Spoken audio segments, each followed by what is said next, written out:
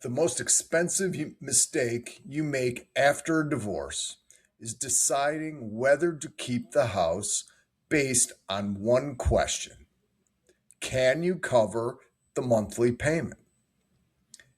It's the wrong question. And by the time most women realize it, the papers are signed and there's nothing left to fix. There are three numbers that decide whether keeping the house is smart or simply a slow motion mistake. Most people check one, the payment. I'm going to give you all three. And look, your reasons for keeping the house are real. The kids need stability, and you've lost enough over the last few years without losing the house, too. I get it. But that's the emotional case. And when emotion runs the math can get very expensive.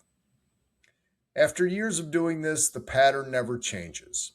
The women who keep the house and do fine run the numbers. The ones who get hurt did the math after or not at all and suffered the consequences. Quick disclaimer: I'm a licensed financial advisor, but I am not your financial advisor. And therefore, this video is for education purposes only. It is not specific financial advice. Please talk to a professional about your own situation before making any financial decisions. Almost everyone looks at the mortgage payment and stops there. These three are the ones that actually help you make a decision. And when we're done, there's a 2-minute way to run them on your own, and I'll point you to it. 1, can you get the mortgage in your own name by yourself?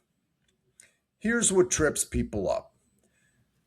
The decree and the quitclaim deed put the house in your name, but they do nothing about the loan.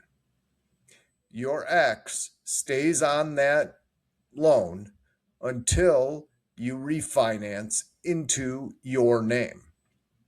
The lender doesn't care what the judge said. And right now, that part's brutal. If you locked in a rate in 2020 or 2021, you very well might be sitting at a 3% mortgage rate.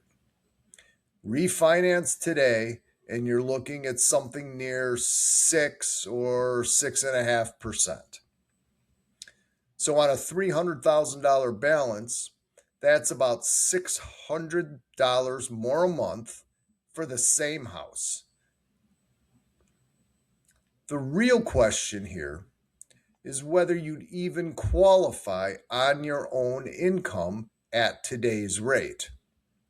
If the answer is no, well, the decision just got made for you. If this is the straight talk you've been looking for, subscribe. That's the whole channel. The money side of divorce for women only. Number 2, the buyout. If you're buying out his half of the equity, where that money comes from matters more than the number itself. The classic mistake is rating your retirement account. Your 401k, your IRA are pre-tax. Pull money out and you owe the IRS income tax plus a 10% penalty if you're under 59 and a half. To put $150,000 toward the buyout, you might have to pull $200,000. That extra 50 grand is gone. And do not drain the cash you live on to do it. That's your oxygen, your cash cushion, your I can sleep at night fund, not a down payment on a house. If that's exactly the kind of math, that's exactly the kind of math the C.A.L.M scorecard runs for you. Link in the comments below. Number 3, can you carry this house through a bad year, not just an average one? The mortgage can be the easy part. Add in property taxes, insurance, maintenance, about 1 to 2% of the home's value a year, more if it's older, then run a bad year. The roof goes, the furnace dies in January, and perhaps work dries up for a few months. On 2 incomes, you would have been able to absorb it. On 1, it most likely lands on a credit card, and the house you fought to keep is quietly putting you in debt. The question was never whether you can make a normal mortgage payment. It's whether you can take a punch, take unplanned expenses, and still be comfortable. To be clear, I'm not telling you to sell. Sometimes keeping the house is exactly the right financial decision.